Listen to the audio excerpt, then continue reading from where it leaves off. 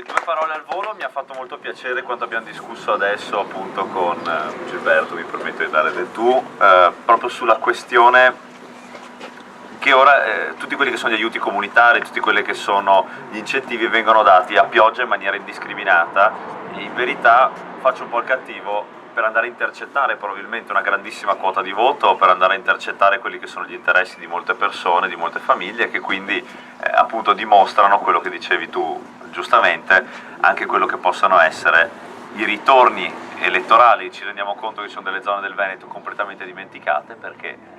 non tornano anche da quel punto di vista, e purtroppo invece altre zone tipo queste dove gli interessi sono importanti e gli incentivi appunto arrivano a pioggia, mentre era molto interessante il discorso che stavamo facendo, che voglio condividere con voi. Questi incentivi vanno utilizzati per incentivare nuove pratiche virtuose di agricoltura. Si parlava del biologico, si parlava di dire caspita,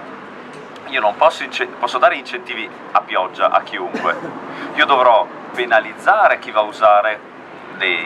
parlavamo adesso di fitofarmaci particolari, di sostanze che non vengono riconosciute, potenzialmente pericolose, e dovrò invece andare a incentivare dal punto di vista anche economico attraverso la filiera che noi stiamo andando a costituire, quindi regione, Stato, regione, Stato, Europa, per riuscire ad andare a capire con il territorio, con i coltivatori, qual è l'agricoltura, qual è in questo caso il prosecco, ma anche la conservazione delle biodiversità, perché non deve essere solo prosecco, ci deve essere una tutela di quelle che sono per l'appunto le varie biodiversità, come andare a promuoverla, come andare a vedere a 5, 10, a 15 anni cosa ci sarà dopo il prosecco, cosa c'è oltre il prosecco, quali sono le misure che dobbiamo portare a livello agricolo e a livello industriale, perché alla fine si tratta di una filiera che crea un'industria che fa lavorare le famiglie. Allora gli incentivi devono andare a chi produce qualcosa di nuovo, un modello alternativo, un modello che guardi, come dicevamo, la sostenibilità. Cosa vuol dire sostenibile? Vuol dire lasciare le cose meglio di come le abbiamo trovate, e questo non lo facciamo, come vediamo, azzerando colline con le ruspe, facendo in nome del dio denaro per riuscire a produrre un ettolitro in più. Lo facciamo capendo che magari dovevamo puntare di più su una qualità, su una particolarità del prodotto e non sulla quantità tout court. Questi sono concetti nuovi magari, o che magari già qualcuno sta facendo e sta partendo questo volano. Ora sta a noi entrare nelle istituzioni, entrare nella Regione Veneto, dove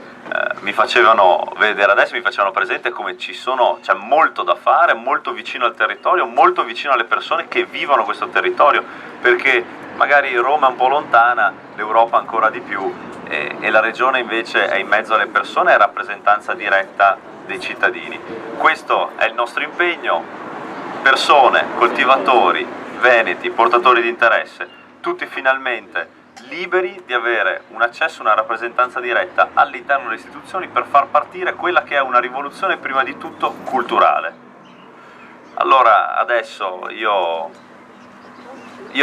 iniziato a fare un giro, ho iniziato a conoscere meglio i problemi di queste zone e mi rendo conto che c'è veramente tanto da fare, che arriviamo da un'egemonia di anni della Lega Nord, di un partito, di una persona. Si parlava adesso di Zaia,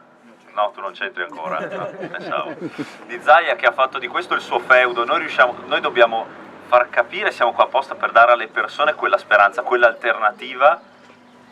per un modello diverso sia di agricoltura, sia di società e soprattutto anche di politica. Grazie.